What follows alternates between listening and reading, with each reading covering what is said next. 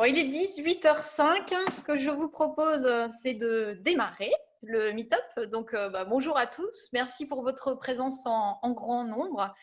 Pour le moment, vous êtes plus de 47 participants connectés de France, de Suisse, d'Allemagne, de Croatie, d'Espagne, de Belgique et j'en passe.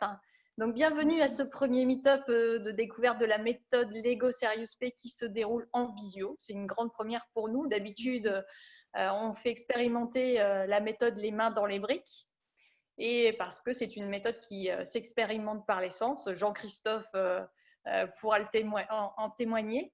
Mais bon, cependant, compte tenu du contexte et compte tenu de vos demandes, nous avons décidé donc de répondre à vos demandes en vous proposant ce webinaire d'une heure pour vous vraiment faire découvrir ce qui se cache derrière le mot Lego Serious Play.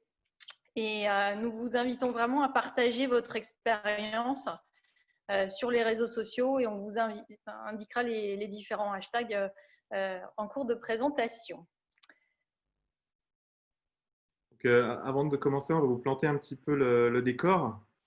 On est 4 aujourd'hui à intervenir, essentiellement donc Sandrine, qui est consultante en innovation et gestion du changement avec son entreprise donc S2L Consulting, et qui est à l'origine, elle, du Meetup Lego Serious Play où vous êtes tous inscrits, justement.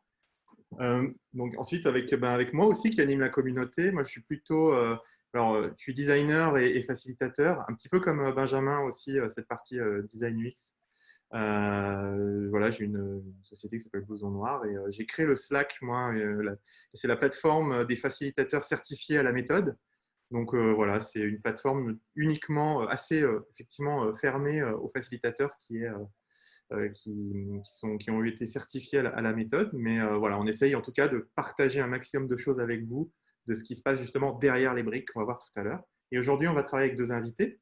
Nadia Benedetti, qui travaille dans la vidéopédagogie, le game thinking et la facilitation également.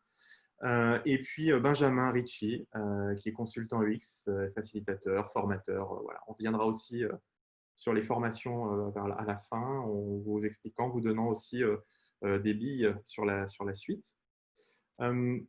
Sandrine, tu vas nous parler un petit peu de l'histoire de cette communauté, justement. Oui, alors bon, voilà, pour poser le décor, vraiment, on vous reprend sur cette timeline l'histoire de la communauté Lego Serious Play France. Quand tout a commencé, donc j'ai été formée à la méthode en 2014. J'ai pu aller en 2014 à la convention annuelle des facilitateurs formés à la méthode Lego Serious Play, qui est animée par l'association des Master Trainers tous les ans au Danemark. Et forte de cette présence, j'avais envie de rentrer en France, de donner une vie aussi à une communauté française. Donc, j'ai créé le Meetup Lego Serious Play France en 2015, justement avec cet objectif de fédérer les formateurs, les facilitateurs nouvellement formés, fraîchement formés, et puis surtout d'acculturer, ou en tout cas de permettre à des curieux de tester la méthode, parce que à cette époque, en France, on était vraiment un très petit nombre de facilitateurs à utiliser la méthode, et la grande majorité des managers, des leaders français ne trouvaient pas très sérieux en fait d'utiliser les briques Lego à la place de post-it dans leurs réunions, et seuls quelques courageux vraiment osaient. Donc voilà, ça a été pour moi en 2014 une révélation, parce que je cherchais une technique vraiment différenciante des post-it. Et quand j'ai trouvé la méthode Lego Serious Play, voilà, ça a fait le déclic. Et puis derrière, il y a eu cette volonté d'animer la communauté. Et j'ai fait la connaissance de Sébastien, qui était venu à un des meet-up découvrir la méthode en 2016. Et puis il s'est formé, et en 2019, il a lancé donc le Slack Lego Serious Play France. Aujourd'hui, en 2020, on a 896 membres sur le Meetup. On anime des meet-up pour les curieux, un peu partout en France, et puis des meet-up également pour les facilitateurs formés pour se rencontrer. Et on a innové là pendant le confinement en faisant des meet-up en visio pour les facilitateurs. Et on a quasiment 200 facilitateurs qui nous rejoignent. Donc, l'objectif aujourd'hui du webinaire, c'est de vous partager la méthode et de faire découvrir ce qui se cache derrière cette méthode. C'est ce qu'on voulait un petit peu par rapport à la manipulation des briques. On était un petit peu frustré de ne pas vous faire manipuler tous les briques. Donc, ce qu'on voulait, c'est vraiment essayer d'aller un peu plus loin. Donc, vous expliquer un peu vraiment les coulisses un petit peu de tout ça. Et d'où ces fondamentaux en fait, qui sont mis à la disposition du Lego Group en open source depuis 2018. Donc, c'est ce qu'il faut savoir, c'est que la méthode à l'origine est open source. Tout le monde y a accès. On en reviendra justement là-dessus tout à l'heure et tout au long d'ailleurs de la présentation. Alors Sandrine, pour le challenge, alors qu'est-ce que tu nous proposes aujourd'hui? Alors, juste pour illustrer en storytelling fournir nos outils de facilitation en Lego Serious Play. On est là pour vous apporter un éclairage sur cette méthode. Et puis, on est là aussi pour vous aider donc, dans votre développement pour gravir de nouveaux échelons, acquérir de nouvelles connaissances. Voici le storytelling, le pitch de notre webinaire. Oui, eh bien, notre challenge, en fait, est vraiment de vous faire percevoir de façon virtuelle la finalité du Lego Serious Play, qui est vraiment de renforcer la confiance individuelle et collective par la collaboration, de créer des liens pour mettre en synergie les équipes et aussi accompagner au désilotage, de permettre aux équipes de parler un langage commun pour développer un sentiment d'appartenance et surtout de donner du courage à chacun de dire et également de faire. Benjamin, tu as construit un modèle. On t'entend pas? Voilà, tout simplement, je t'entendais parler et j'invite les gens à faire la même chose. C'est qu'au fur et à mesure qu'on va vous raconter nos histoires, c'est qu'est-ce que ça m'inspire. Donc voilà, des connexions, la diversité, des briques de couleurs différentes. J'ai pris au hasard dans ce que j'avais. Voilà, je me suis laissé porter. Et puis ça s'imbrique, mais pas de façon conventionnelle. J'ai pas empilé les briques comme on le ferait comme un vrai modèle. Et vous allez bien comprendre en fait que le modèle a son importance parce que c'est une histoire. Top. Merci Benjamin. Merci. Donc aujourd'hui au programme, on va voir plusieurs choses. Donc pendant à peu près 1h15, 1h, 1h15 maximum. On va voir les principes de fonctionnement rapidement là, du webinaire. Ensuite, on va attaquer le vif du sujet avec qu'est-ce qui se passe derrière les briques. Et à la fin, on va essayer de vous guider dans la pratique. Et n'hésitez pas tout le long à poser des questions. On va essayer de les prendre à la fin pour y répondre. Donc, on va essayer de se garder. On va vous raconter, vous passer tout en revue. Et à la fin seulement, on fera les questions-réponses. Donc, n'hésitez pas dans la fenêtre de conversation de partager.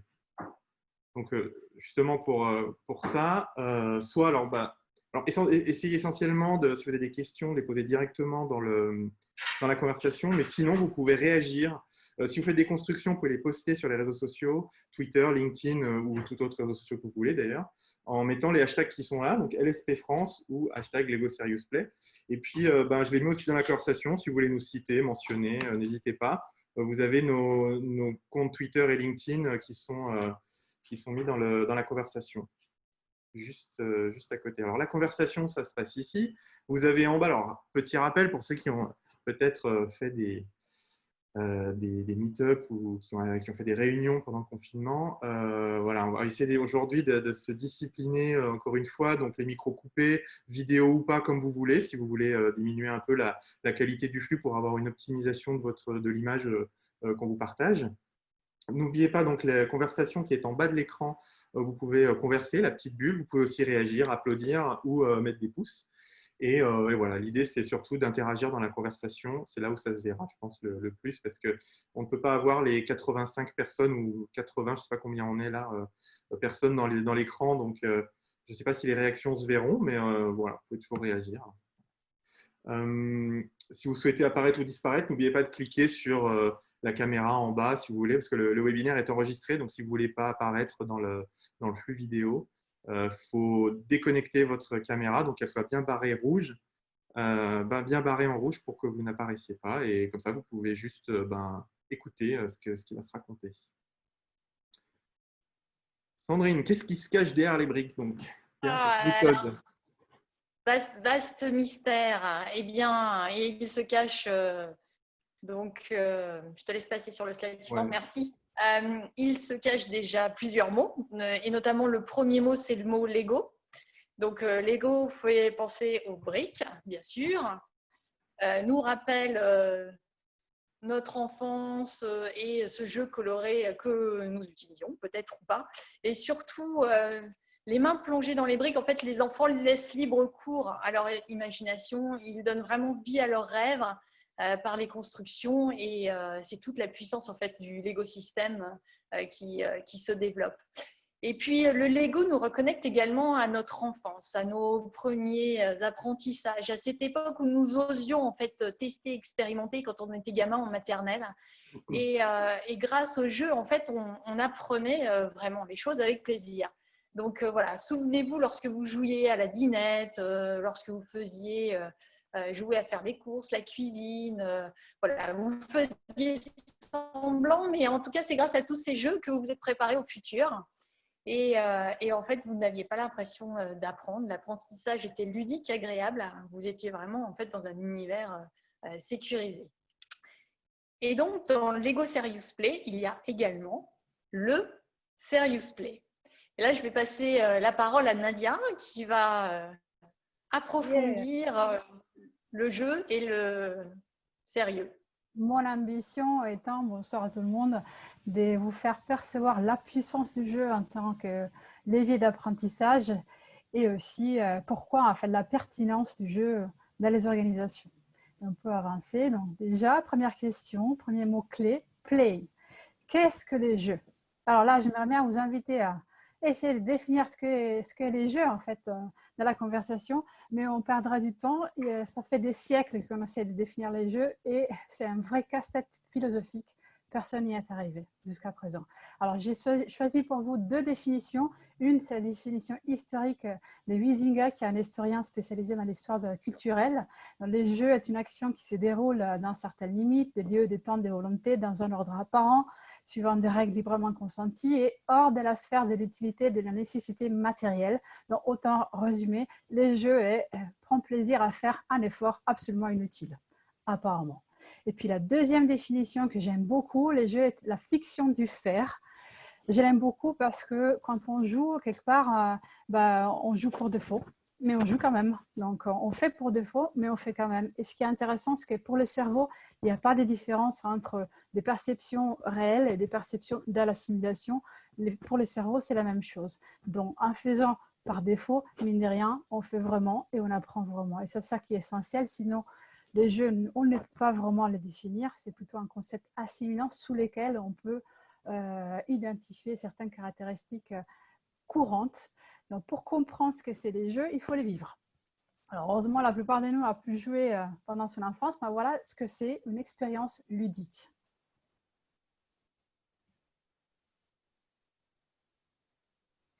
Alors, je ne sais pas si vous avez les sons, moi je ne l'ai pas, mais sachez que ces marches d'escalier ont été transformées en piano.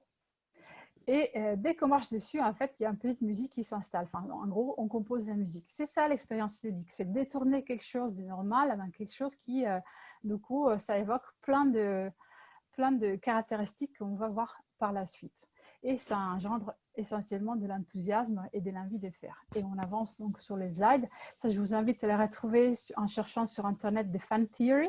Et là, vous trouverez plusieurs vidéos de situations qui ont été détournées en expérience ludique pour justement en donner envie d'échanger des comportements. Donc, si on avance dans les slides, je vais vous donner une définition, en tout cas, qu'est-ce qui caractérise les jeux d'après les spécialistes de la question, donc la Fondation Lego qui, depuis des décennies, fait de la recherche sur le sujet. Donc, on peut dire que toutes les expériences ludiques ont ces 5 caractéristiques communes. Elles sont joyeuses. Donc, dès qu'on est dans les jeux, on prouve de la joie, de l'enthousiasme. Elles sont itératives. D'ailleurs, cette joie fait qu'on a envie de la réitérer, de refaire la même activité, le même jeu.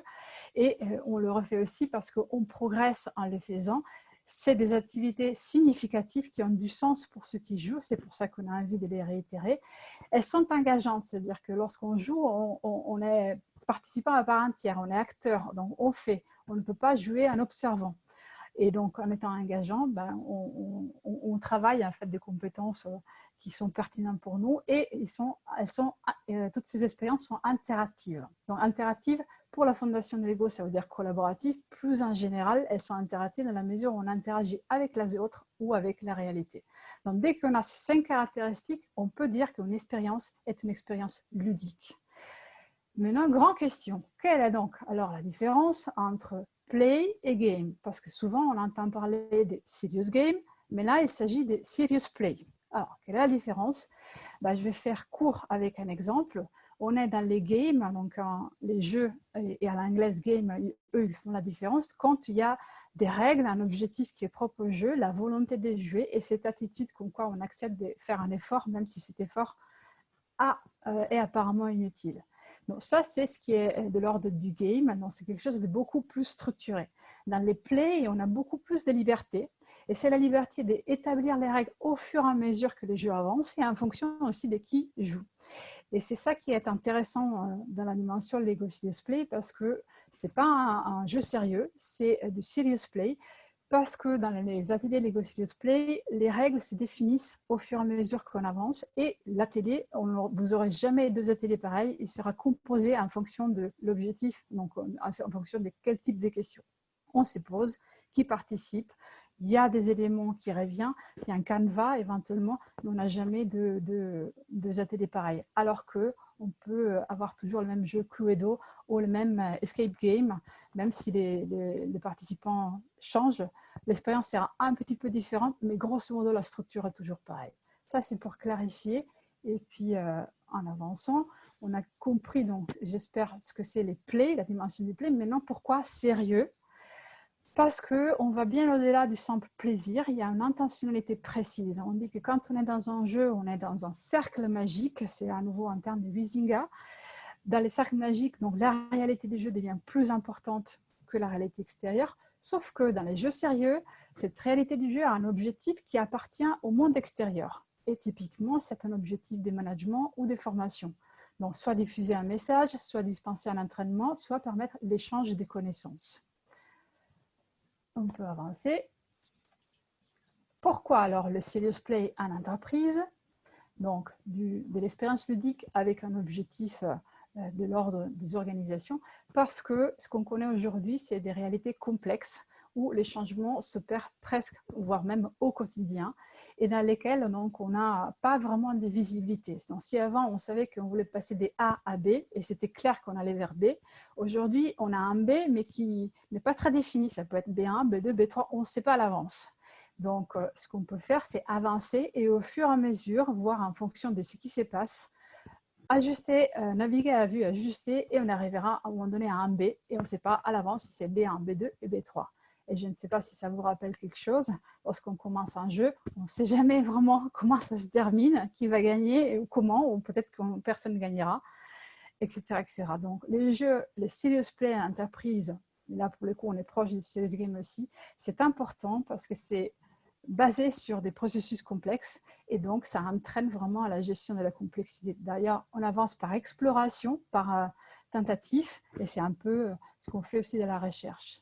Donc, en entreprise, utiliser les serious play, ça veut dire faire un pas de côté, décaler les choses pour à la fois donc, sortir des habitudes, les schémas mentaux, les habitudes de comportement, les habitudes, les rôles aussi qu'on peut avoir, enlever les enjeux typiques du professionnel tout en ayant un objectif professionnel et faire en sorte donc que par la dynamique, le processus du jeu, on puisse être plus spontané et on puisse donc expérimenter en liberté, ce qui signifie être plus authentique. Donc dévoiler aussi des talents que d'habitude on n'a pas l'occasion de montrer sur les lieux de travail, et puisque c'est des activités interactives et aussi itératives et pertinentes, on entraîne aussi les soft skills, donc la communication, la collaboration, l'esprit critique et la créativité appliquée à la résolution des problèmes. En 3 mots, on apprend à apprendre. Donc, et on peut avancer effectivement. Donc, pourquoi on apprend à apprendre? Parce que dans une dimension ludique, on active toutes les dimensions propres de l'individu, donc à la fois ses connaissances manifestes ou celles qu'on pense avoir oubliées, les perceptions sensorielles de l'ensemble du corps, donc tout ce qui est corporel, qui va nourrir en fait la perception de la réalité en plus des connaissances, les émotions, donc les colorations typiques du jeu, de la joie et de l'enthousiasme sert, c'est ce qu'on appelle du hard fan, sert à dépasser l'effort d'apprendre, de faire autrement, mais ça colore aussi ce qui se passe pour ancrer dans la mémoire les apprentissages. Et puis on évoque certes la logique, les verbales, ça on a l'habitude de travail, mais aussi beaucoup l'intuition. Et donc, tout ce qui va avec confiance, esprit critique, créativité, motivation, détermination. Ça, c'est pour la partie individu. Mais on va plus loin parce que les jeux, lorsque c'est des jeux collectifs, ça ravive aussi un ensemble des ressources collectives qui sont très importantes. Souvenez-vous, dans les dimensions ludiques, on a l'interaction, l'engagement, l'itération, le sens et la joie.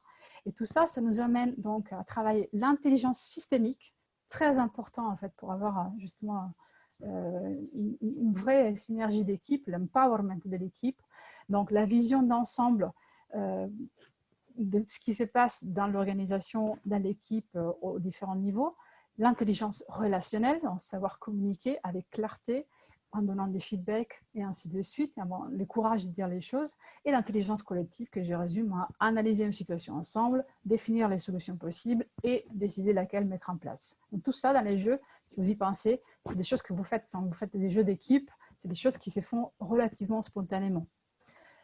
On peut avancer et je laisse la parole à Sandrine. Merci Nadia pour ce superbe éclairage. Nourri vraiment de toutes tes connaissances auprès du groupe Lego et de Lego Education. Merci. Eh bien, alors justement, on parle du groupe Lego. Donc, voici les origines de la méthode Lego Serious Play. Donc, tout a démarré au milieu des années 90. Lego était confronté à ce moment-là à l'engouement pour les jeux vidéo. Les briques étaient délaissées par les enfants. Donc, ce contexte a vraiment été l'opportunité pour le groupe d'innover, de repenser sa stratégie d'entreprise. Et le PDG donc, de Lego, qui était un visionnaire, s'est rapproché de l'Institut de Management de Développement de Lausanne, l'IMD, pour faire, d'une part, évoluer son leadership et rechercher un outil innovant pour mettre en dynamique les réunions de réflexion stratégique. Et ils se sont rendus compte que l'outil innovant pourrait être trouvé dans le système Lego, puisque Lego dit aux enfants de construire leurs rêves. Donc, ils se sont autorisés à construire leur vision stratégique et leur vision future pour l'entreprise. Et après quelques années d'expérimentation au sein du groupe Lego, ils ont donc sorti en 2001 une méthode avec ces kits de matériel. Il y en a aujourd'hui 4 qui sont proposés et vendus en ligne sur le site lego.com. Ils sont vraiment dédiés donc, à l'usage professionnel dans le monde donc, des adultes. Et voilà, Lego Serious Play est vraiment un outil sophistiqué d'animation de groupe permettant d'engager des discussions riches afin d'élaborer des solutions à des défis complexes en entreprise. Et il s'appuie sur le caractère inclusif et participatif du système Lego.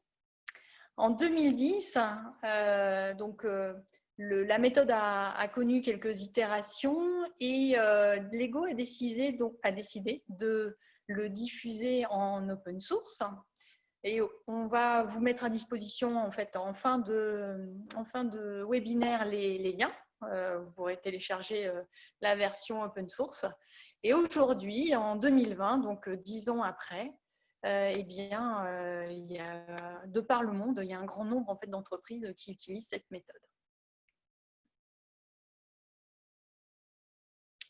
Alors, justement, plongeons un peu plus au cœur de cette méthode.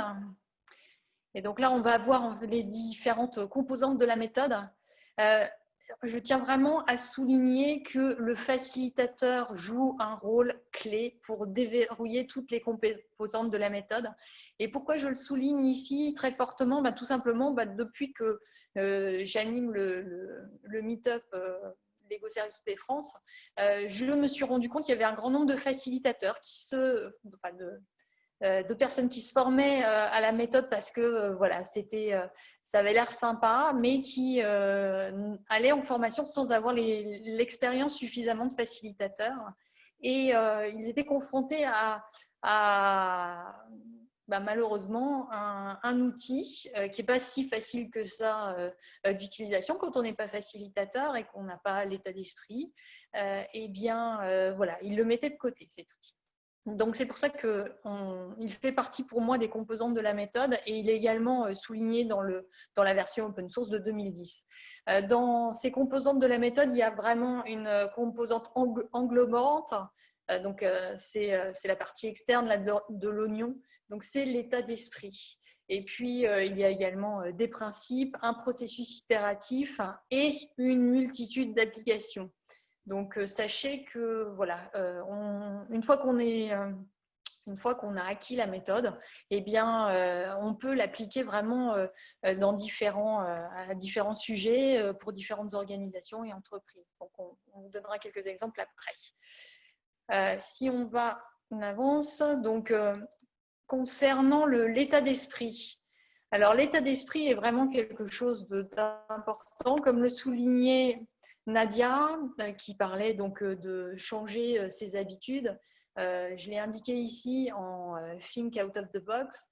Mais tout simplement, c'est avoir un état d'esprit ouvert, un état d'esprit de développement qui s'autorise à sortir de son cadre et de ses habitudes. C'est aussi se dire que le jeu, c'est pas que pour les enfants. Il y a même des adultes qui sont fans de Lego. Et c'est aussi se dire que nos mains, elles ont une vraie intelligence et qu'on peut penser avec nos mains. Il y a de magnifiques artistes qui utilisent nos mains et nous aussi, quand on fait de la cuisine, quand on fait du jardinage, on utilise nos mains, on est créatif grâce à nos mains. Et puis, le quatrième point important, c'est qu'au sein d'une organisation, toutes les voix dans une entreprise comptent. Et ça a été vraiment un leitmotiv au niveau du groupe Lego qui voulait écouter en fait toutes les voix des collaborateurs qui étaient sur le terrain et qui étaient extrêmement importantes. Et le groupe Lego continue à écouter d'autres voix qui aujourd'hui sont celles des enfants. Alors, sur le slide suivant, je vous présente en fait le processus itératif. Ce processus itératif, il démarre toujours par une montée en compétences, ce qu'on appelle les skills building. Et tous les ateliers Lego Serious Play commencent par une montée en compétences. C'est extrêmement important pour harmoniser les compétences de tous les participants présents. Et puis, ça va permettre d'apprendre à utiliser les briques, de savoir ce que c'est qu'une métaphore. Et oui, une métaphore, c'est quoi ? Tout simplement, en fait, la brique Lego rouge que vous voyez ici, que je vous présente à l'écran, eh bien, pour moi, ça signifie le mode pompier quand on travaille sur un projet. Mais peut-être que pour Nadia, qui est italienne, eh bien, ça représenterait la passion. Donc, une brique peut avoir plusieurs significations en fonction de qui nous sommes. Et donc, voilà, on parle de métaphore en Lego. Ce qu'on apprend également dans les skills building, c'est le storytelling. Les skills building représentent une partie importante d'un atelier puisqu'on y passe entre 40 minutes et 1 heure pour faire monter en compétence le groupe.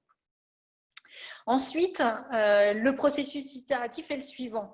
Le facilitateur pose une consigne, il énonce un défi. Ensuite, les participants répondent en construisant leur réponse de façon individuelle avec les briques. Il y a un storytelling individuel qui s'effectue. Tout le monde a le même temps de parole pour que chacun puisse expliquer son modèle. Et il y a une réflexion en fait, qui se met petit à petit en place. Et plus on va poser de questions, plus on va en fait approfondir dans la réflexion. C'est ce qu'on voit au niveau des différentes flèches. Donc, plus l'atelier sera long, plus on ira en profondeur résoudre la problématique et plus les réflexions seront nourries, plus les apprentissages et les solutions seront riches. Il existe des ateliers courts, Lego Serious Play, mais on survole en fait dans un atelier court et on peut très bien aborder la collaboration idéale dans un atelier court. C'est ce qu'on il nous est arrivé de faire en fait en mode démo lors des meet-up pour les curieux. Voilà, on ne pose qu'une seule question et on va donc pas suffisamment loin quand on est vraiment en entreprise. Donc l'intérêt, c'est vraiment de continuer ce processus itératif de questions et d'aller le plus en profondeur possible, donc d'avoir des ateliers. Plus l'atelier est long, plus l'atelier est riche et les solutions aussi. Alors, sur le slide suivant, c'est les principes. Donc, bon, voilà, on l'a déjà vu dans le slide précédent. Le facilitateur pose les questions et les défis. Il y a des temps de construction qui sont contraints, justement pour permettre de mettre entre guillemets un peu sous pression et pour concentrer sa créativité. Le modèle construit est la réponse au défi et c'est la réponse de chacun à ce défi. Il n'y a jamais de mauvaise réponse. Toutes les réponses sont bonnes. Chacun est là pour penser avec ses mains et chacun est là pour écouter également avec ses yeux, comme on le voyait sur l'image précédente. Tout le monde participe. Il y a vraiment 100% de participants. Et le rôle du facilitateur, si éventuellement il y avait des participants qui étaient un peu moins présents que les autres, est aussi là pour accompagner et faire en sorte que tout le monde soit présent et participe à 100%. Le storytelling, comme je vous l'ai montré tout à l'heure au début, eh bien, le storytelling, il est vraiment sur les briques, sur les éléments Lego. Il n'est absolument pas sur moi. C'est bien pour ça qu'en fait, voilà, vous voyez bien les briques, vous ne me voyez pas derrière. Je suis bien cachée, je suis bien protégée par les briques.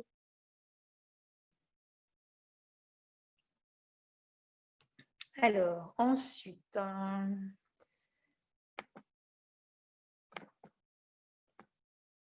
oui, les multitudes d'applications. Je ne voyais plus l'écran. Donc, il y a vraiment une multitude d'applications possibles. Ça va en fait de l'application en individuel. Alors, avec un coach, ça va de l'application au sein d'une équipe. Ça va aussi jusqu'à l'application au sein d'une organisation, d'un écosystème. Voilà, à titre d'exemple, en coaching individuel, donc le coach va vous demander de construire un défi et puis il vous questionnera sur votre modèle. Là, on est sur du développement personnel, de la relation à l'autre, travailler sur ses valeurs, ses forces. Au niveau équipe, projet, service, on est sur de la vie d'équipe, sur de l'identité, du fonctionnement, du développement, de la résolution de problèmes, de la résolution de conflits aussi au sein de l'équipe, de l'innovation de produits, de l'innovation de services, de l'innovation managériale. Et puis au sein d'une organisation, d'un écosystème, donc pour les équipes de direction, les écosystèmes, c'est-à-dire les écosystèmes, l'entreprise et ses parties prenantes, là on est plus là pour faire émerger une vision, repenser un business model, développer une nouvelle stratégie, la tester.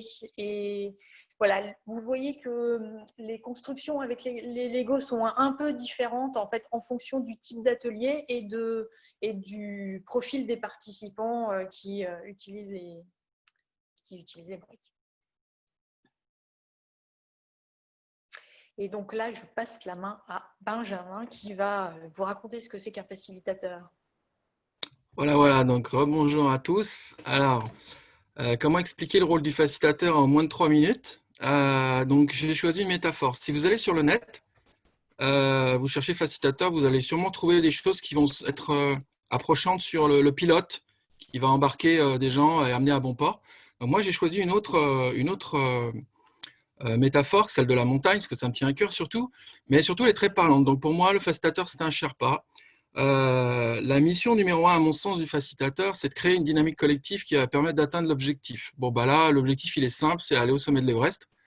Mais effectivement, il y a des jalons, puisqu'en fait, il y a un camp 1, un camp 2, un camp 3, un camp 4. Et le Sherpa, au début, c'était un peuple qui habitait en fait proche de cette montagne. Puis, vu le succès qu'elle a eu après la découverte et la première ascension d'Hilary, du coup, ils sont devenus porteurs. Mais aujourd'hui, ils ne sont plus porteurs, ils sont guides. Et en fait, c'est eux qui amènent le groupe ou amènent les clients sur les différents objectifs. Et c'est jalonné. Donc, en fait, la route, elle est jalonnée. Ils posent des cordes, ils posent des échelles. sur les séracs comme on voit ici. Donc ça, c'est la Khumbu Icefall. En gros, c'est l'endroit le plus dangereux du monde. C'est des séracs énormes qui bougent en permanence.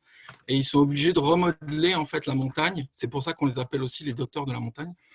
Et même s'ils ont la trajectoire en tête, le facilitateur, il est obligé d'adapter la trajectoire. Et c'est le groupe qui va aussi guider cette trajectoire. Et c'est exactement ce que disait Nadia dans le processus de play. Donc voilà. Il va quand même faire appel à des compétences un peu spécifiques. Bon, on connaît tous la bienveillance, mais dans le serious play de Lego, quand on fait un atelier, c'est surtout l'écoute. Le facilitateur doit être extrêmement à l'écoute parce que chaque construction est une métaphore. Donc, il faut qu'il se rappelle qu'est-ce que les 10 ou 12 personnes autour de la table ont dit, parce qu'à un moment donné, on va utiliser ces métaphores pour faire des constructions qui vont être ensemble. Donc, on fait de la résolution de problèmes individuels, puis en groupe. Et il faut que, par exemple, quelqu'un a construit la réputation, c'est une fusée, et quand la personne va remettre la fusée au milieu de la table, il faut que tout le monde sache que c'est la réputation, sauf que tout le monde a oublié. Donc, le facilitateur est là pour rappeler, au fait, c'était quoi? Vous ne saviez pas? C'est ça. Donc, écoute active très forte de la part du facilitateur, mais aussi du groupe.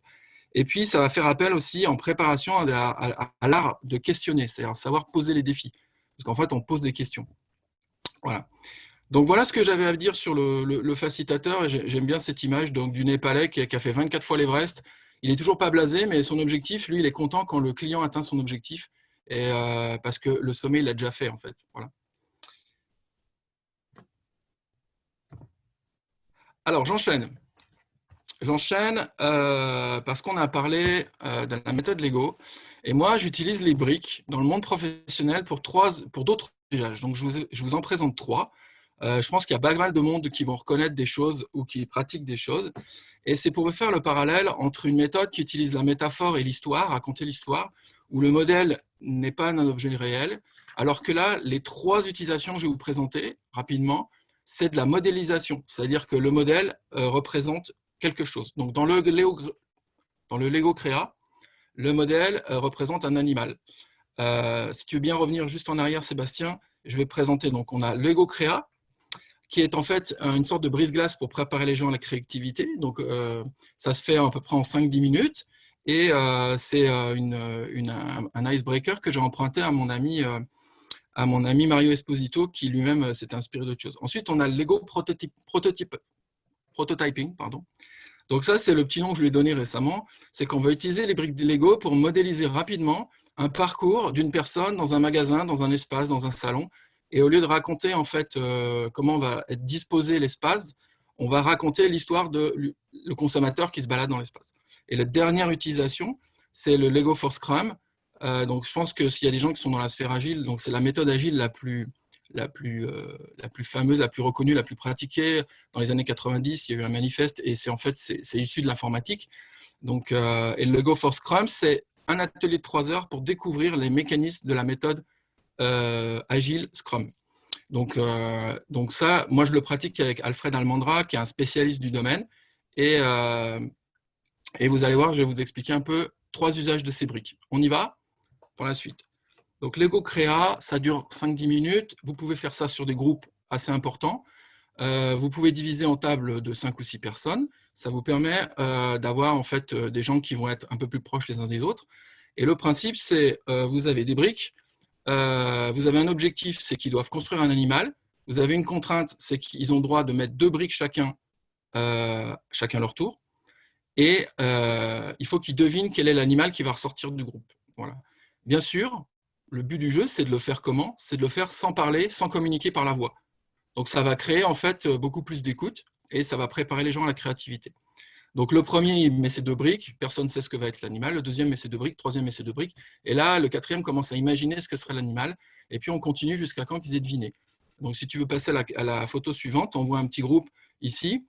L'animal est à droite, il est flou. En fait, c'est un éléphant licorne.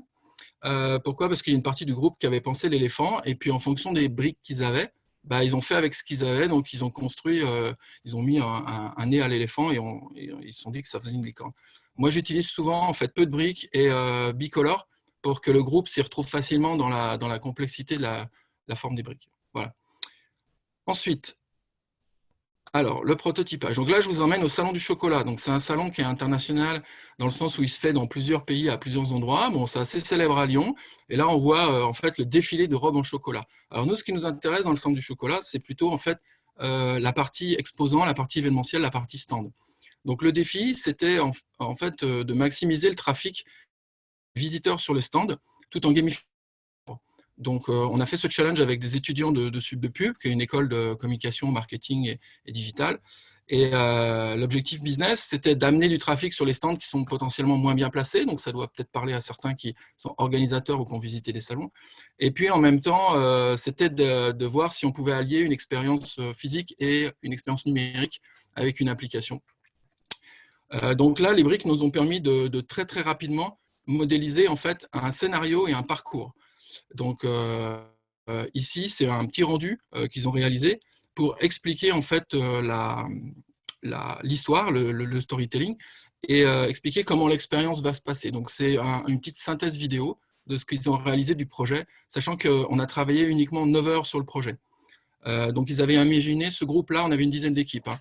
Un groupe-là avait imaginé un parcours sur les 5 sens, et puis on embarquait les gens dans l'application en leur donnant un petit profil. Donc là, je suis chocolat blanc, parce que j'ai un petit peu expliqué mes préférences, et on va aller me guider sur différents jeux qui vont devoir m'amener sur les stands pour récupérer en fait des objets ou des points ou des fèves. Et donc j'apprends, je découvre, je me balade, et ça me permet aussi de pouvoir avoir une expérience qui est assez ludique. Donc, bon, c'est des étudiants, donc ils avaient imaginé des trucs qui étaient très dans leur génération, comme par exemple une borne photo qui vous prend en image et qui vous projette avec un fond de chocolat. Voilà, des choses comme ça. Donc là, l'objectif, c'est vraiment pas de construire, on va dire, un espace physique, c'est de construire le scénario d'usage de l'espace.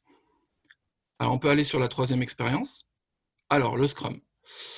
Alors, je vous fais le pitch en fait du jeu. Donc là, c'est vraiment un jeu qui est fait pour découvrir. Il est documenté. Vous avez le site web legoforscrum.com qui a été fait par le fondateur de ça. Et mon ami Alfred l'a grandement mis à sa sauce, amélioré. Et l'objectif, en gros, c'est de faire comprendre à une équipe qu'au lieu de piloter par les projets par les délais, on va piloter par la valeur qu'on peut livrer au client, mais plus vite que d'habitude. Donc, le pitch, c'est « Et si votre équipe devait réaliser un village vacances, comment il ferait ?» Alors, ce n'est pas n'importe quel village vacances, c'est une maquette. D'accord ? Donc, vous commencez à comprendre que les éléments du village vacances, ça va être construit en Lego. Donc, on va avoir besoin d'une piscine, d'un bungalow, des arbres, d'une plage, etc. Mais il va falloir que l'équipe décide, pour convaincre son investisseur, il va falloir qu'il lui livre au fur et à mesure des objets, et il va falloir qu'il décide qu'est-ce qu'il planifie en fait, qu'est-ce qu'il met en premier. Bon, par exemple, la piscine pour un village vacances, vous serez d'accord avec moi, je pense que la piscine, surtout pour des clients en famille, c'est primordial, ça a beaucoup de valeur pour nos investisseurs pour attirer la clientèle. Par contre, si vous construisez la piscine d'abord et vous n'avez pas construit les bungalows pour loger les gens, ça va peut-être un petit peu coincer dans votre village vacances. Donc, qu'est-ce qui se passe en séance ? Ils planifient, ils produisent. Et puis, on fait plusieurs itérations. Donc, l'idée, c'est d'inverser le triangle habituel. Le triangle habituel, c'est quoi ? C'est on fixe le périmètre, on fait un cahier des charges sur un projet, et puis on met des ressources et on essaye de tenir la deadline. En Scrum, on inverse. En fait, on fixe l'équipe, on fixe une deadline, on va délivrer quelque chose au client dans 1 semaine, dans 2 semaines, et on fait varier le périmètre. Et on décide qu'est-ce qu'on construit et qu'est-ce qui a le plus de valeur. Donc, ici, sur la première itération, qu'est-ce que font les gens ? Réflexe naturel. Ils se précipitent sur les briques, ils sont en mode individuel. Les objets, ils ont sélectionné un maximum de tickets et ils y construisent plein de choses. Ils sont super fiers. Première livraison au client, au bout de 7 minutes. Donc, ce qui est intéressant, c'est qu'on compresse le temps. Donc, ça va très vite. Et c'est aussi ce qui se passe dans la vraie vie, c'est qu'on est sous pression de délai. D'accord ? Mais ça compresse le temps. Donc, il se passe des trucs dans l'équipe. Et là, ils construisent tous à fond la caisse des choses en individuel. Ils ne regardent pas ce que font les autres. Ils livrent tout en bloc au client. Et là, le client refuse tout. Pourquoi il refuse ? Parce que ils ont fait une piscine, la couleur de l'eau, elle est marron, ça ne va pas, quoi. D'accord ? Le terrain de tennis, il est beaucoup trop petit. Le bungalow, il n'est pas assez grand. Ce n'est pas très logique. L'arbre, il ne ressemble pas à un arbre, etc. Donc, il y a des critères d'acceptation par le client. Donc là, le groupe comprend que prochaine itération, il va falloir qu'il s'améliore. Donc là, ils découvrent la rétrospective du Scrum, etc. Et puis, deuxième itération, ce qui se passe en général, c'est qu'ils ont compris qu'il fallait demander au client avant de livrer. Donc, ils demandent « Ah, la piscine, vous voulez avec de l'eau bleue ?» Bah ouais, l'eau bleue. Par contre, le client dit « Je voudrais bien un plongeoir mauve. » Ah, vous êtes sûr? Ouais, ouais. OK. Et au fur et à mesure que le client voit aussi les éléments se construire, il ajuste en fait ses besoins. Donc, d'un cahier des charges figé, on passe à des spécifications qui sont évolutives. Voilà. Et la troisième itération, c'est ça qui est intéressant, c'est que les gens sont en mode optimisation. Donc, ils ont passé du mode individuel au collectif, au mode on livre de la valeur, et ils optimisent. Par exemple, il y en a un qui va être chargé de rabattre toutes les briques d'une certaine couleur, par exemple le sable, parce qu'il faut construire la plage maintenant. On a livré les choses essentielles, maintenant on construit la plage. Donc, du coup, il va s'occuper de rapatrier les bonnes briques et il devient au service des autres. Voilà. Donc, ça crée vraiment une dynamique. Ça explique la méthode de Lego for Scrum et ses bénéfices par le jeu, donc en vivant l'expérience. Voilà. Donc, pour synthétiser ces trois utilisations, le Lego Créa, ça va préparer à une séance créative, une séance de génération d'idées. Ça va créer de l'écoute active parce que personne ne peut parler quand on construit l'animal. Et puis, c'est un moyen de briser la glace un petit peu différemment. Le Lego prototyping, ça va permettre de très rapidement, ils ont fait le prototype en 3 heures, y compris la vidéo et le test. Donc, il y a une facilité d'appropriation et c'est très naturel. Et puis, ça va permettre de mettre en musique tout un parcours, un storyboard. Et puis, le Lego for Scrum, l'avantage de l'utilisation des briques dans ce cas-là, c'est la rapidité d'exécution. La planif dure 3 minutes, la prod dure 7 minutes, la livraison dure 3 minutes et la rétro dure 7 minutes. Et on peut itérer plusieurs fois. Et surtout, en fait, le client va utiliser la forme, la taille et les couleurs des briques comme critères pour accepter ou pas si c'est conforme à ce qu'il attendait. Donc là, on a 3 exemples de modélisation. Voilà. Contrairement au Lego Serious Play où on est dans la métaphore. Voilà, j'espère que ça vous a plu aussi, ça vous a éclairé. Et on va revenir sur la méthode Lego, je crois. C'est ça. Un grand merci, Benjamin, pour ton intervention et ces éclairages et ces usages du Lego dans le monde professionnel. On revient effectivement sur les cas d'application Lego Serious Play. Donc, si vous vous rappelez l'oignon que je vous avais présenté tout à l'heure, au cœur de l'oignon, on avait les cas d'application. On va vous en présenter quelques-uns rapidement, voilà, pour essayer faire en sorte de vous permettre de vous projeter. Mais voilà, sachez qu'il y en a encore beaucoup d'autres. On en a choisi comme ça quelques-uns qui pouvaient être les plus significatifs pour les personnes présentes ce soir. Donc, le premier cas d'application, c'est un cas d'application pour une stratégie, pour redéfinir la stratégie d'une équipe. Là, c'était un atelier, donc comme le disaient Benjamin et Nadia tout à l'heure, les ateliers en fait sont vraiment designés sur mesure pour chaque problématique client. Donc, tous les cas qui sont présentés sont des cas réels. C'est pour ça que vous ne voyez pas les visages. Et donc là, c'était un cas où il y avait 20 participants. Les 2 tiers de l'équipe avaient été renouvelés. C'est un atelier en fait qui a duré, alors j'ai mis 5 heures parce que c'est du moment où on a démarré et puis toute la durée des questions. Je n'ai pas compté le temps du déjeuner. Voilà. L'objectif était vraiment de redéfinir l'identité de l'équipe, ses valeurs, son mode de fonctionnement, sa façon d'agir pour pouvoir intégrer au mieux les nouveaux arrivants, les résultats. Donc, c'est une équipe qui a vraiment pu partager sur ses difficultés et puis qui est partie en fait vraiment encore plus consciente des actions à mener. Le fait marquant, alors, c'était une des participantes est restée complètement bloquée. Et heureusement qu'on était deux facilitatrices pour animer cet atelier, puisque une des participantes est restée bloquée. Elle s'est mise à peu pleurer. Donc, heureusement qu'on était 2 pour pouvoir gérer ces cas particuliers. Le cas suivant est un cas de stratégie d'entreprise. Alors là, le premier cas, c'était dans une grande société un grand groupe. Voilà, là, c'est un cas dans une PME. Donc, il y a le PDG et son comité de direction, donc 8 personnes.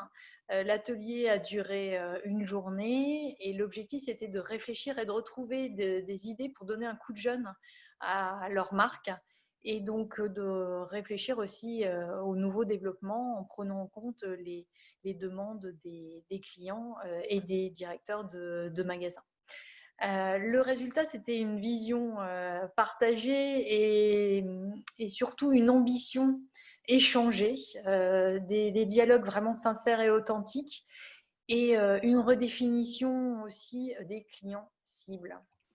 Le fait marquant, c'était que voilà, c'était la première fois que je voyais un PDG d'une structure qui avait 70 ans et qui m'a gentiment dit que voilà, il n'avait jamais eu l'occasion de mettre les mains dans les briques plus jeune, puisque les Lego, il n'en avait pas eu quand il était petit, ça n'existait pas encore à l'époque, qu'il en avait légèrement touché du doigt avec ses petits-enfants. Donc ça a été voilà, quelque chose d'assez surprenant pour lui et il a découvert et il a vu des choses apparaître tout au long de l'atelier qui était voilà, c'était quelque chose de émotionnellement important. Le cas suivant. Donc là, ici, vous voyez en fait un atelier de réflexion et d'expression de besoins. Il y avait 25 participants. C'était un atelier court de 2h30. L'objectif était de faire émerger les besoins des utilisateurs pour voilà, les faire travailler de façon différente par rapport à tous les autres ateliers d'expression de besoins qui en général se déroulaient en format questionnaire et il y avait très très peu de réponses. Là, toutes les personnes qui étaient présentes ont été satisfaites de la façon dont elles avaient pu s'exprimer et l'expression de besoin était donc très riche. C'était donc des participants du secteur public. Ils ont été étonnés en fait des résultats obtenus en si peu de temps et puis surtout en utilisant les briques Lego. Le cas suivant.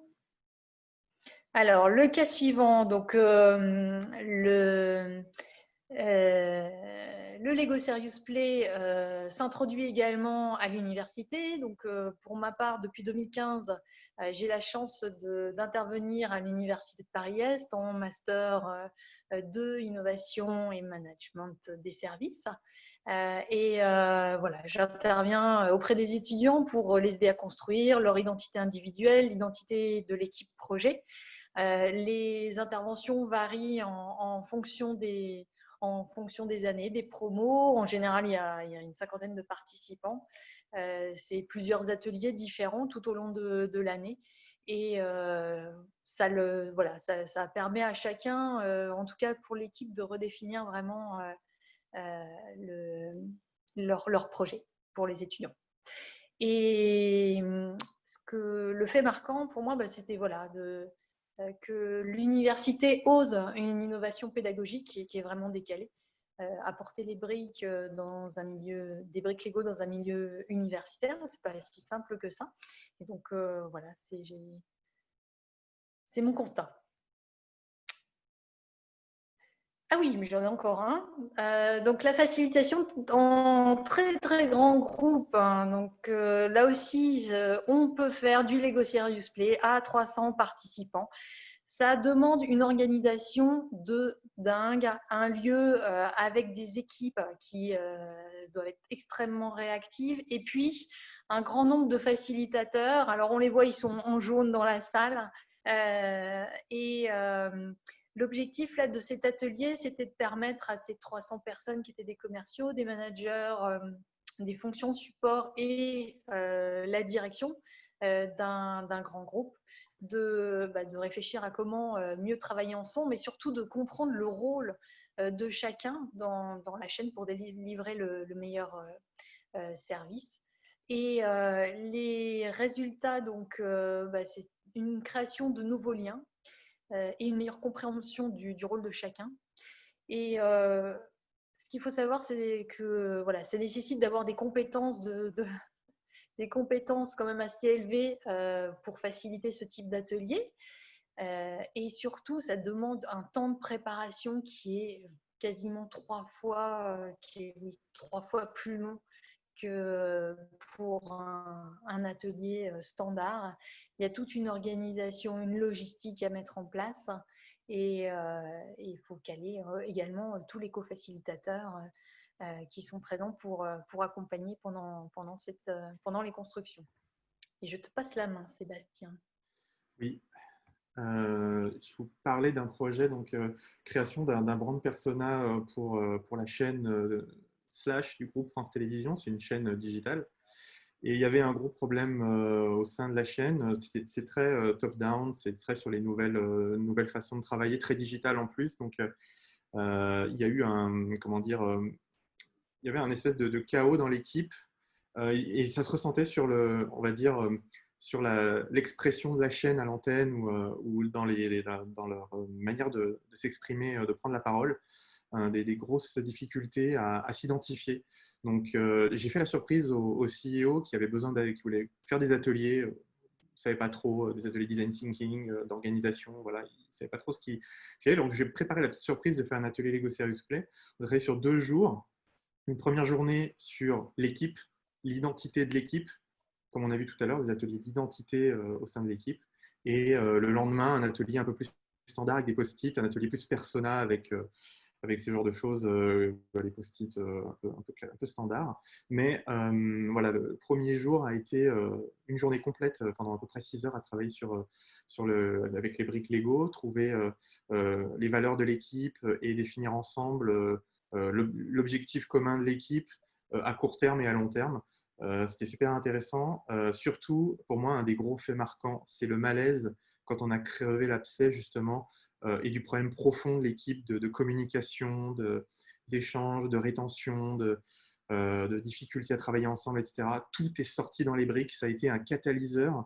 Et l'avantage, c'est qu'il y a eu même pendant l'atelier, il y a eu des regards électriques, mais les briques ont aidé avec, quoi qu'il en soit, c'est une bienveillance naturelle qu'apportent les briques à apaiser tous les conflits et à aller de l'avant et à poser voilà, un nouveau process de travail, une nouvelle organisation, de présenter l'équipe d'abord.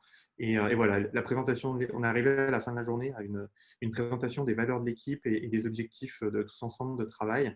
Et ce qui nous a permis le lendemain de travailler sur voilà, comment ça se reflète à l'extérieur sur la chaîne et sur les personas, l'audience, etc.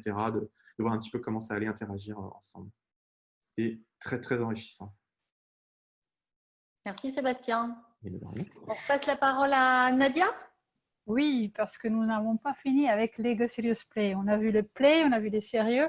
Maintenant, il nous manque les Lego et j'aime beaucoup cette question. On peut avancer. Pourquoi la brique Lego? Alors, si vous êtes facilitateur Lego Serious Play, attendez-vous à cette question, ou si vous allez les devenir, attendez-vous à cette question. Pourquoi ne pas faire de l'intelligence collective ou de collaborative avec autre chose? C'est un choix, mais mine de rien, même si on choisit des briques, il y a quelque chose que les briques Lego ont que les autres n'ont pas. Alors, ce n'est pas les souvenirs d'enfance, ce n'est pas l'image autour de la marque Lego, c'est tout simplement que dans les Lego, dans les boîtes Lego, dans les briques Lego pour les Lego Serious Play, il y a de la couleur et il y a de l'abondance. Or, l'abondance, c'est certes la quantité, mais aussi la diversité, la pluralité en fait des formes et des couleurs. Et ça a été récemment démontré par l'imagerie médicale appliquée aux neurosciences que, indépendamment des cultures, ça évoque de la joie et de l'enthousiasme, notamment quand on utilise une gamme de couleurs aussi étendue qui rappelle un peu l'arc-en-ciel. Je vous défie de trouver quelqu'un à qui l'arc-en-ciel ne plaît surtout pas et ne procure pas un sentiment de bonheur. Et bien, quand on va en boîte de Lego, on retrouve un peu ça, ne serait-ce qu'en termes de perception. Puis on peut avancer parce qu'il y a autre chose aussi dans le Lego, c'est la possibilité par les Lego d'une part faciliter la divergence. Imaginez quelqu'un qui a des difficultés à s'exprimer ou qui a la syndrome du papier blanc, donc qui est bloqué. Les briques Lego, par leur variété et par l'effet que dans les kits qui ne sont pas faits au hasard, il y a à la fois des briques génériques, donc des briques tout court, comme on peut avoir des briques comme ça, mais il y a aussi des briques un peu plus figuratives. Donc, il y a toujours un point d'appui à partir desquels commencer à construire, commencer à évoquer une histoire ou une métaphore, ce qu'on veut.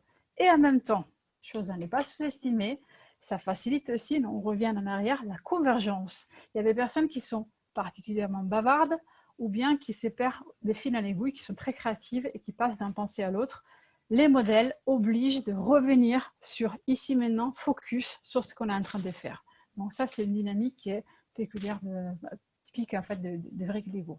Si on avance, on a parlé des métaphores, donc je ne m'attarde pas. Sachez qu'il y a plusieurs métaphores qu'on peut faire avec les briques Lego, des métaphores simples, donc des modèles que je raconte, mais aussi des systèmes complexes qui racontent la métaphore de chacun rassemblé. Ce qui est essentiel à retenir, c'est qu'il y a émergence des connaissances. Lorsque je raconte mon modèle, en même temps, je fais émerger des choses que je ne savais plus de savoir. Il y a aussi à la fois alignement du vocabulaire et de références culturelles. Et donc, on co-construit une vision commune qui se base sur un vocabulaire et un référentiel partagé. Et ça, c'est les socles d'une équipe mûre et prête à collaborer ensemble. Si on n'a pas ça, on aura du mal à aller loin. Donc, un référentiel partagé. Là, on peut avancer. Donc, après, c'est la pensée en 3D. Ça, c'est vraiment, c'est pas que le Lego, mais dans le Lego, on le ressent très bien. Donc, quelqu'un a déjà reconnu l'homunculus des Panfield. Effectivement, on pense en 3D parce que en utilisant les mains, il y a des connexions privilégiées entre les mains et les cerveaux parce que la motricité de la main est très fine. Et donc, quand on utilise les mains, on illumine, vous les voyez dans les photos en bas, beaucoup plus des zones cérébrales que quand on utilise uniquement les mots, par exemple. Et ça enrichit énormément les conversations, mais aussi les partages de connaissances et les échanges. Et aussi, et je reprends donc le constructionnisme, quand on construit avec les briques, quelque part, on construit dans sa tête, et plusieurs fois, parce qu'on construit une fois sans recevoir dans les modèles, mais ensuite, on fait la reconstruction de ce que nous avons fait intellectuellement lorsqu'on raconte ce que nous avons construit. Et ça ancre en fait la stratégie, donc ça construit dans la tête des nouveaux concepts ou des nouvelles connaissances, ou ça intègre les connaissances qu'on avait oubliées avec les connaissances qu'on apprend des autres. Et puis, il n'y a pas que ça, il y a aussi la pensée systémique. Ça, c'est plutôt évident, mais je l'explique quand même parce qu'on sous-estime ça. On peut avoir de l'intelligence systémique individuelle et collective. C'est quand même un effort d'abstraction. Et c'est, pardonnez-moi mon accent italien, mais mine de rien, quand on voit un modèle étalé dans son étendue, physiquement présent devant nous, cette prise des hauteurs qui est nécessaire pour avoir une approche systémique, ça s'est fait toute seule. Parce qu'on la voit, en fait, on voit les systèmes, ça émerge tout seul et c'est évident. Et ça aussi, c'est une richesse de Lego parce que les connexions permettent de faire des systèmes vraiment complexes. Donc, sans sous-estimer que dans la synergie des groupes, ça c'est typique de l'intelligence collective et ça s'est construit au fur et à mesure dans le Lego. On a donc un groupe qui produit quelque chose, qui est dans une synergie qui va au-delà de la somme des individus. Et on passe à l'étape suivante. Pourquoi c'est supérieur? Parce que la communication est augmentée. Moi, j'aime bien utiliser ces mots. Sandrine l'a évoqué déjà tout à l'heure. Les focus, quand moi, je vous introduis ces modèles, vous regardez les modèles, vous ne regardez pas moi. Donc, je me sens plus libre de parler. Et en plus, j'ai un modèle qui est aussi un médiateur. Si j'ai un message à faire passer, ce message sera incarné par les modèles. Donc, si j'ai à dire, j'ai besoin de plus de créativité dans mon équipe, c'est plutôt les modèles qui les disent, ce n'est pas directement moi. Et cette médiation rend des choses plus acceptables, ou compréhensibles en tout cas. Ensuite, il y a la métaphore qui évoque beaucoup plus des connaissances que ce qu'on peut dire, mais ce qui est intéressant, c'est que, et ça c'est vraiment péculier, ou en tout cas propre au processus Lego Serious Play, c'est qu'on fait un passage, et c'est systématiquement comme ça dans chaque atelier, on passe de l'individuel au collectif. Sauf que, à différence de plein d'autres process d'intelligence collective ou de démarche collective, la dimension individuelle reste perceptible, même physiquement tangible, du début jusqu'à la fin. C'est-à-dire que, certes, à un moment donné, il y aura une négociation, de tout ce que j'ai construit, je serai peut-être obligé de choisir comme élément clé ma créativité, mais cette créativité, c'est ce que j'ai choisi comme incontournable. Et donc, à la fin, dans les modèles collectifs, je retrouverai ma créativité. Ce qui veut dire que dans la dimension collective, je ne suis pas noyée, je peux retrouver mon élément essentiel et péculier à moi-même. Et ça, c'est un trésor, parce que souvent, on est noyé dans le collectif. Bien sûr, Cela dépend de la facilitation. Une fois de plus, j'insiste parce que justement, on n'est pas sur du serious game. Les jeux ne se tiennent pas tout seuls. Si vous avez les règles, ça ne suffit pas d'avoir les règles, d'avoir les manuels pour pouvoir animer comme dans une serious game. Il faut être un bon facilitateur parce que la brique, c'est quand même les moyens. Mais ce qu'on manipule vraiment, et bon, prenez ça en termes avec les mains, c'est essentiellement de l'humain. Et donc, il faut pouvoir gérer les groupes et faire amener les groupes, avancer les groupes en tant que tels et aussi les individus, où qu'ils en soient dans les groupes avec leurs spécificités. Donc ça, il faut pouvoir les gérer, d'où l'importance de la facilitation. Maintenant, vous les voyez bien illustrés dans les photos. Quand on adopte le Lego Serious Play, on passe d'un groupe de travail plutôt classique, et je vous laisse évaluer comment ça peut être un groupe classique, à un groupe beaucoup plus actif, participatif, coloré, productif, que ce soit dans la réflexion ou dans la prise de décision. Et quoi qu'il arrive, à la fin de la télé Lego Serious Play, vous aurez ne serait-ce que le plaisir des échanges utiles et non pas du blabla pour remplir du temps comme dans la réunionnite, que malheureusement, on connaît beaucoup. Et voilà pour ma partie et merci beaucoup. Merci à toi, Nadia. Bon, on arrive bientôt à la fin du meet-up. On voudrait quand même prendre quelques questions. On va vous présenter ce que vous avez à retenir, hein, même si Nadia a déjà commencé à énormément synthétiser les choses. Sébastien? Oui. On va plutôt prendre justement ce que n'est pas la méthode de Lego Serious Play. Donc, on l'a vu, ce n'est pas juste un exercice amusant de type brise-glace pour commencer une réunion. Ce n'est pas un outil pour construire des diagrammes organisationnels ou modéliser des environnements physiques. Ce n'est pas un atelier pour faire passer un message de la direction, pour persuader à faire adopter, je ne sais pas, quelque chose, une vision par exemple, par peut-être la hiérarchie. Et ce n'est pas juste un petit atelier d'une heure. Vous avez vu que c'était assez complexe. Donc, il faut bien avoir ça en tête avant de se lancer.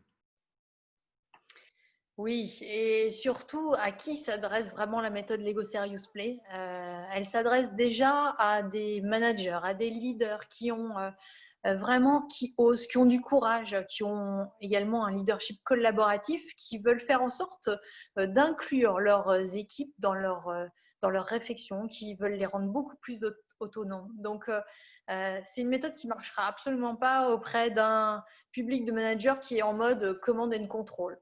Elle s'adresse aussi aux organisations souhaitant mettre en place une démarche d'accompagnement au changement, de coaching d'équipe, d'innovation. On intègre la méthode tout au long d'un processus parce que n'intervenir qu'avec un seul atelier, c'est ne pas aller assez en profondeur en fait, des réflexions et pour trouver des solutions aux problématiques. En général, on trouve toujours on découpe petit à petit au fil des ateliers.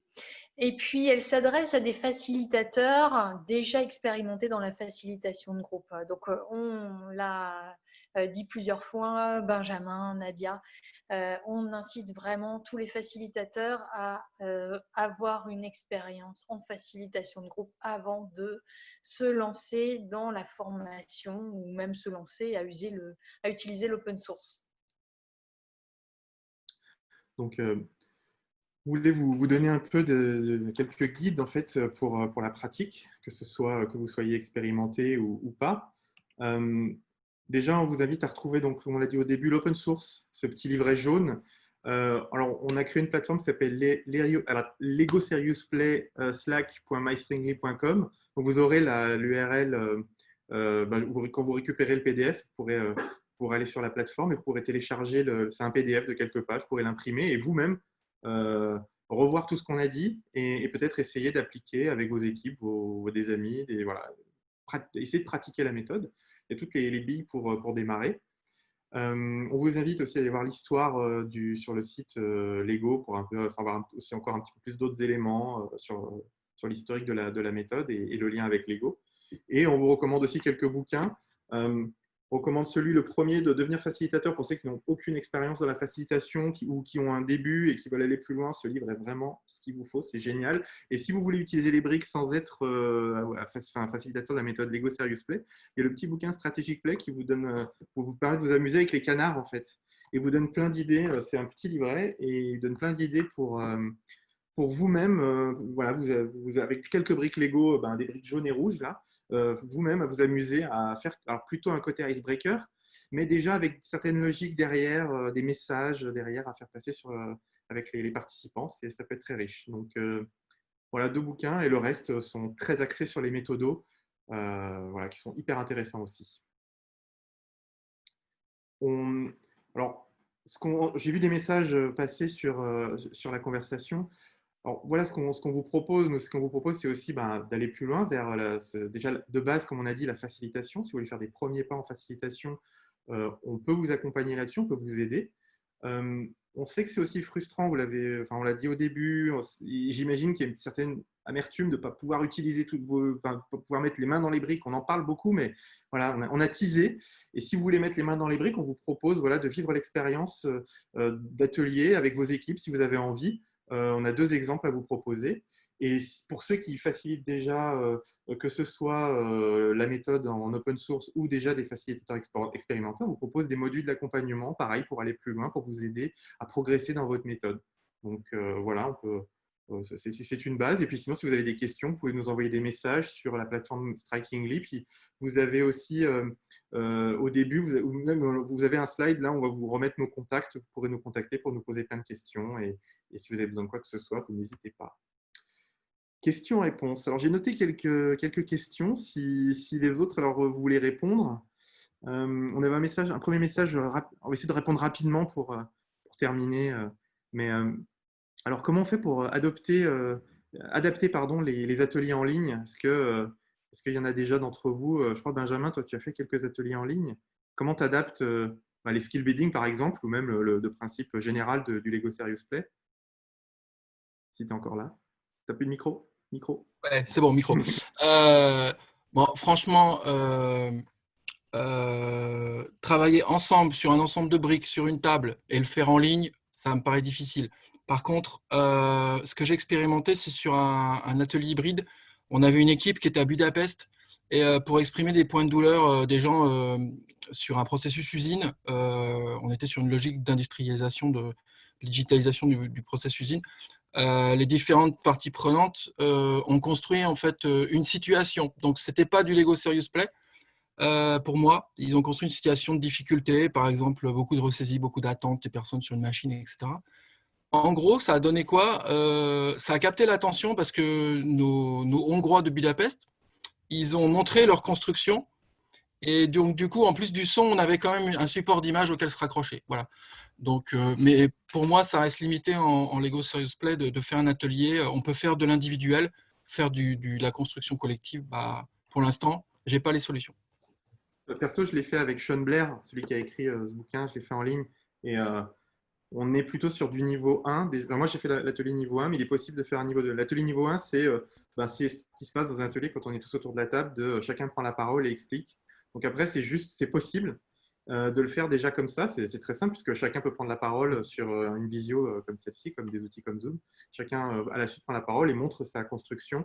Donc il y a vraiment un enjeu de préparation parce que c'est plus compliqué à préparer et dans le temps c'est un peu plus long parce que comme c'est plus complexe à préparer et le déroulé est un tout petit peu plus long et moins évident qu'un déroulé en ligne. Mais regardez sur internet, il y a pas mal de choses qui se font quand même il y a des expérimentations en Lego Serious Play en ligne qui sont concluantes et voilà, c'est une autre expérience en fait, elle est complètement différente. On avait des questions sur les temps de préparation. De Hugo qui nous a demandé les temps de préparation. Je ne sais pas si tu as un peu répondu, Benjamin aussi. Nadia ou Sandrine, si vous avez un peu des tips. Alors, en général, il faut calculer un temps de préparation qui est au moins égal au temps de déroulement, voire doubler les temps. Parce qu'il y a une partie tout simplement logistique, la gestion des briques qui n'est pas anodine. Et d'ailleurs, question des grandes actualités, les briques de temps à autre, il faut quand même les nettoyer. Et actuellement, il faut les nettoyer souvent. Donc, ne serait-ce que préparer les briques les ranger pour la session, concevoir l'atelier. Et ça, comme pour toute facilitation, il faut prévoir un temps qui est au moins égal à l'animation. Si c'est une animation en ligne, ça c'est double. Toute facilitation demande beaucoup plus de temps de préparation que d'animation en elle-même. Mais calculer aussi les temps après la session, que ce soit du temps de rangement ou du temps justement de nettoyage des briques. Donc tout ça, il faut le prendre en compte et je considère du temps de préparation même après l'atelier parce que ça se comptabilise aussi et il faut en donner conscience déjà à ceux qui veulent faire l'utilité, mais aussi aux clients potentiels, enfin, en tout cas aux clients. Donc moi, en général, je considère le double du temps d'animation. Ok. Je vois, il y a Patrick qui est lead UX qui demandait, dans le cadre d'un projet client pour se lancer, Benjamin, toi aussi qui est UX, tu l'utilises le LSP dans le cadre Je l'utilise quand je peux ou quand utilisateur? c'est très difficile de travailler avec le client, de faire sortir en fait on va dire les éléments qui sont nuisibles à l'expérience actuelle. Ça prend plus de temps que de faire d'autres méthodes classiques en UX. Ça prend plus de temps, donc c'est une question de budget aussi du client, c'est ça en fait. Par contre, c'est plus rapide, pour moi c'est plus efficace, on va plus en profondeur. Et par exemple, ça permet d'exprimer, par exemple, quand les gens, vous êtes sur améliorer par exemple un service de commande en ligne, si vous avez des utilisateurs dans la salle ou des gens de l'entreprise, ils vont pouvoir exprimer les points de douleur de façon beaucoup plus imagée, puisqu'on est sur des métaphores, et ils vont se mettre plus facilement à la place de l'utilisateur. Il y aura plus d'empathie envers l'utilisateur, je pense. Voilà. Mais moi, j'adorais le faire tout le temps, mais il faut le sortir quand le problème est vraiment épineux, que les pain points ne sortent pas, ou il faut le sortir si vous avez du budget, si dans votre entreprise, on vous donne du temps, si vous accompagnez une boîte et que vous avez du budget, parce que sinon, voilà. Perso, je l'utilise aussi en kick-off de projet pour déjà autour de la table faire un point avec l'équipe, que ce soit UX ou pas d'ailleurs, projet UX ou pas, c'est toujours intéressant de faire le tour de table et puis d'un peu voir qui fait quoi, comment on va travailler le projet, comment on imagine le projet, comment on se projette avec les compétences que chacun a pour construire un projet ensemble. Ça peut être intéressant. Je vois des questions aussi sur les kits là. Effectivement, c'est que des kits qui s'achètent en ligne. Et J'ai mis le lien, Sébastien. Ouais, Je c'est viens toi de qui as mettre mis le Ah oui, lien c'est toi qui as mis directement voilà. sur le site Lego. Oui, Donc, exact.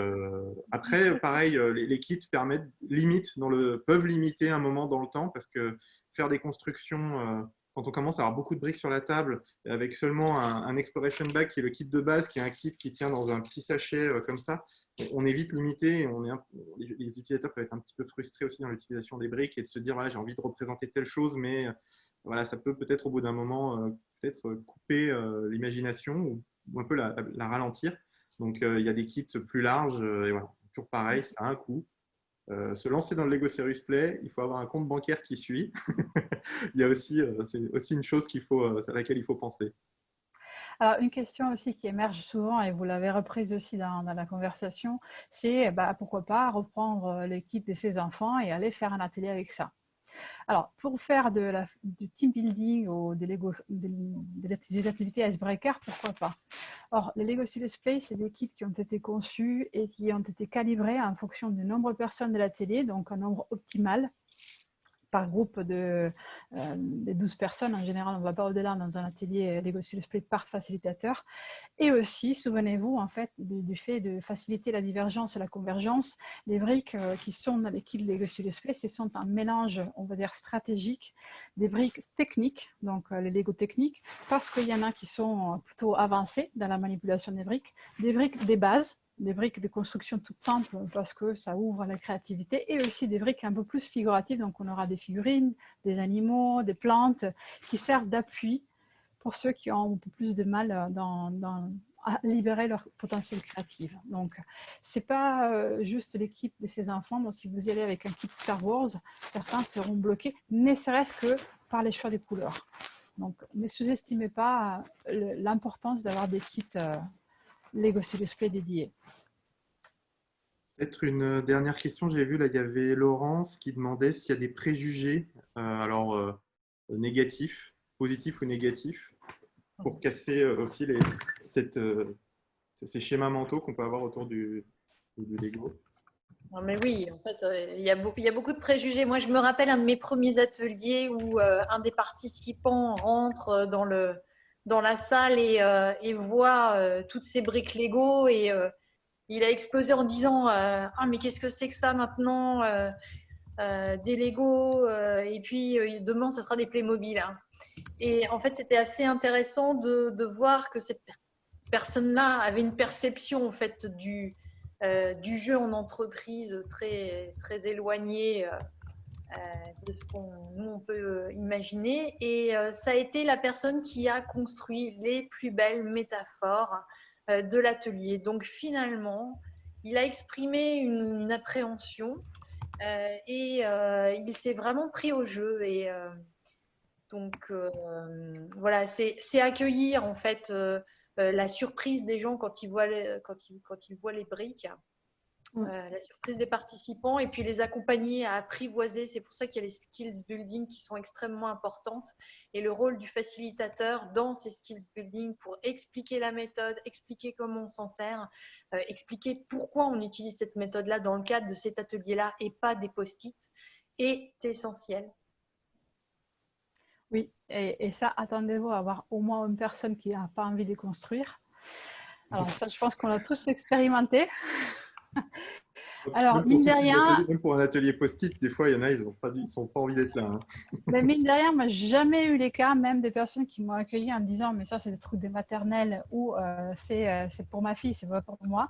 J'ai jamais eu de personnes qui ont quitté la salle avant de commencer à travailler les Lego. Pourquoi? Parce que comme pour tout jeu ou expérience ludique, il y a le facteur curiosité qui fait que les gens ont envie de rester pour voir comment ça se passe. Et mine de rien, souvent, c'est une question de rassurer la personne une fois qu'elle a vu qu'est-ce qui est attendu, comment font les autres. Après, elle s'élance. J'ai eu des personnes qui ont posé juste une brique, mais mine de rien, ils ont quand même posé une brique. Et après, comme disait Sandrine, souvent, c'est ceux qui se débrident totalement et qui vont faire les plus belles métaphores. Donc, confiance à le processus.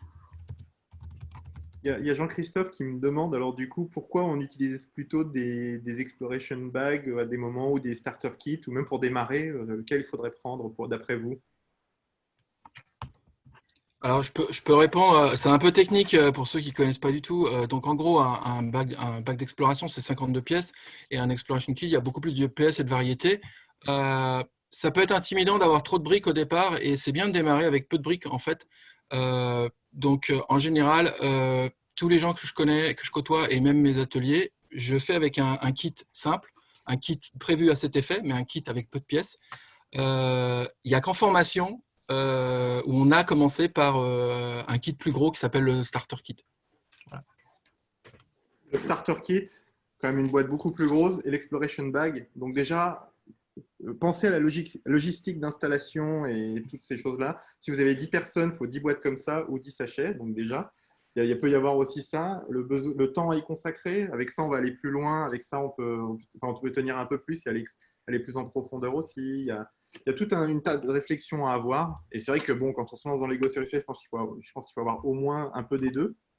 C'est vrai qu'après, il y a des gros packs énormes qui coûtent 800 €, là, les paysages et les landscapes avec énormément de kits d'animaux, de personnages, etc. Mais je pense que des kits, les deux kits de base, voilà, plus des figurines, parce que les figurines, il y a toujours un petit peu… on arrive toujours en manque de figurines aussi, c'est le petit truc que j'ai repéré. Mais voilà, quoi, ça paraît la base. Après, faut faire attention parce que les exploration bags s'achètent par 100, il vaut mieux les acheter. Alors, soit s'il y en a qui veulent partager le lien ou les autres les trouvent à l'unité, mais sinon, il faut les acheter à plusieurs.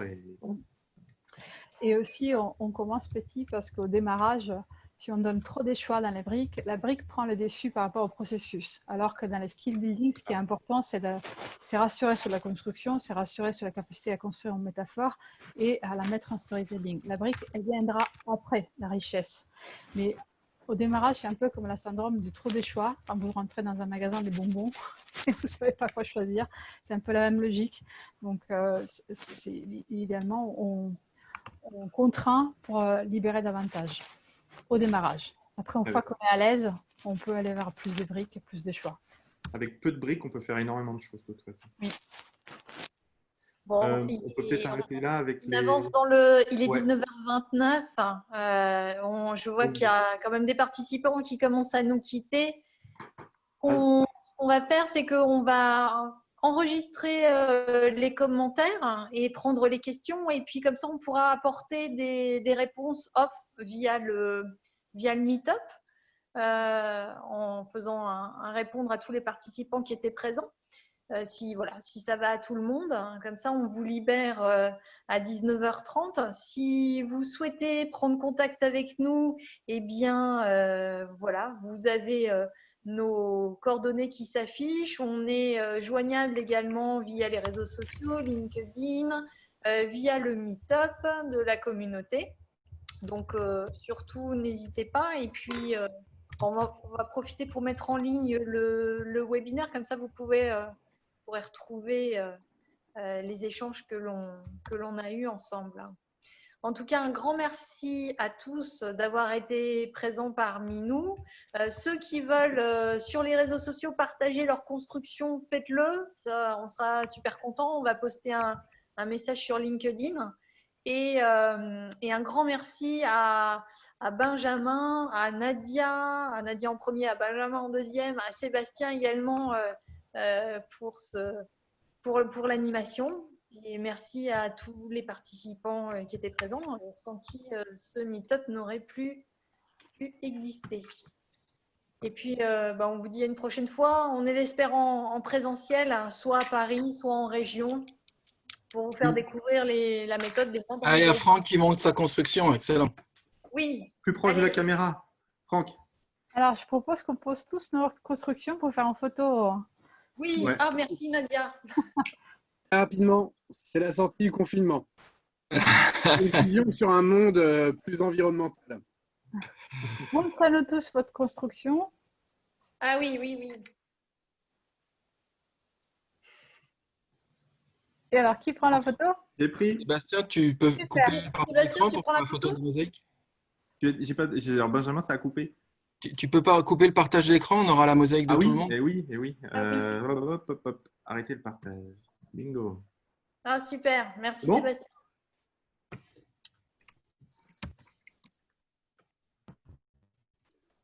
Allez, 1, 2, 3. Merci. Top. Super. Merci à Bravo tous. à tous, merci. Bye bye. Merci à tous. Bonne soirée. Bonne soirée. Et à vous. Bye bye. Bye.